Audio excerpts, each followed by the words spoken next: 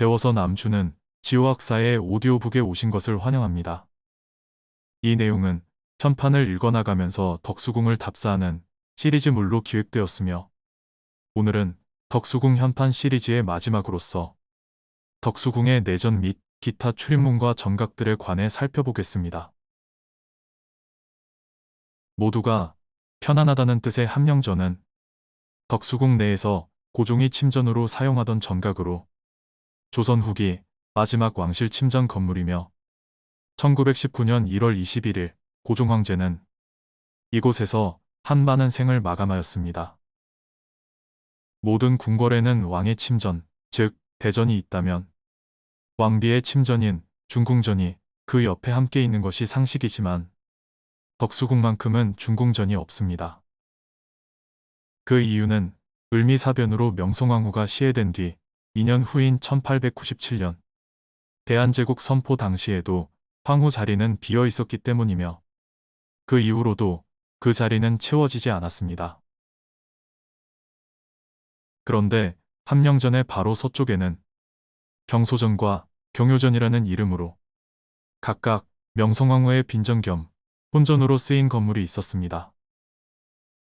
그 건물은 훗날 이름을 덕홍전으로 바꾸었는데 따라서 덕홍전을 중궁전의 흔적으로 볼 수도 있습니다. 대전과 중궁전을 동서로 나란히 배치하는 방식은 서궐도안을 통해 바로 옆에 옛 경희궁토에서도 흔적을 찾아볼 수 있는데 동쪽에는 대전인 융복전이 그리고 서쪽에는 중궁전인 회상전이 나란히 있습니다. 함령의 출전은 주역, 건꾀의 단전인데 우두머리가 모든 것으로부터 나오니 만국이 모두 편안하다는 뜻이 수출서물 만국함령에서 용례를 찾을 수 있습니다. 함령전 뒤쪽 언덕 위에서 조용히 내려다보는 집이란 뜻의 정관원은 고종황제가 다과를 들며 휴식을 취하거나 외빈을 초대해서 연회를 베풀던 장소였습니다. 또한 지대도 높아서 덕수궁 내에서는 가장 전망도 좋으므로 이름 그대로 커피나 차를 마시면서 주변을 조용히 관망하기에는 안성맞춤인 장소였습니다. 정관원은 석조전 및 별관을 포함해서 덕수궁 내에서 만날 수 있는 세 채의 서양식 건물 중 하나입니다. 전체적으로는 로마네스크 양식으로 지어졌지만 어딘지 모르게 우리의 멋이 동시에 느껴지는데 그 이유는 지붕 모습이 우리 전통의 팔작지붕이기 때문입니다.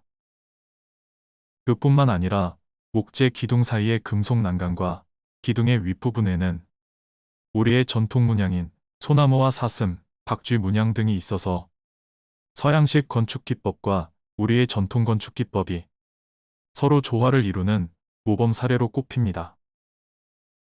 다만 외형이 서양식 건물이어서 그런지 편판은 없습니다. 한편 정관원과 덕홍전의 서쪽에는 남북 방향으로 긴 담장이 이어지는데 위에서부터 아래쪽으로 창신문과 유연문, 용덕문과 성류문의 순서로 총 4개의 출입문이 있습니다. 맨 위쪽의 창신문은 믿음을 드러낸다는 뜻으로 정관원의 서쪽 출입문입니다. 편판은 정관원 쪽이 아니라 반대쪽에 걸려 있습니다.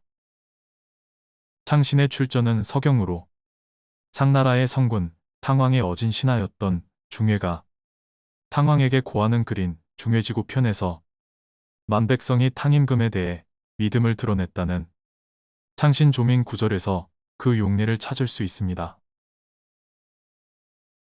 오로지 어진 현인만이 드나드는 문이라는 뜻의 유연문은 창신문의 남쪽과 용덕문의 북쪽 사이에 있습니다.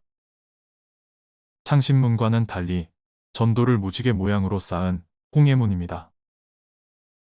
문의 구조상 편판은 없고 대신 홍해의 최상부돌에다 이름을 새겨 넣었습니다. 문의 이름 좌우에는 문양이 새겨져 있는데 안과 밖의 문양이 다릅니다. 즉 서쪽 면에는 학이 새겨져 있고 동쪽 면에는 용이 새겨져 있습니다.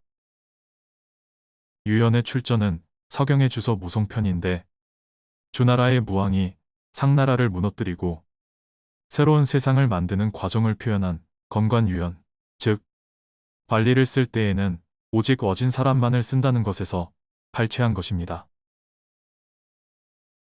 임금의 덕을 뜻하는 용덕문은 유연문과 성유문 사이에 있고 서거당의 뒤뜰과 덕홍전의 뒤뜰로 통합니다.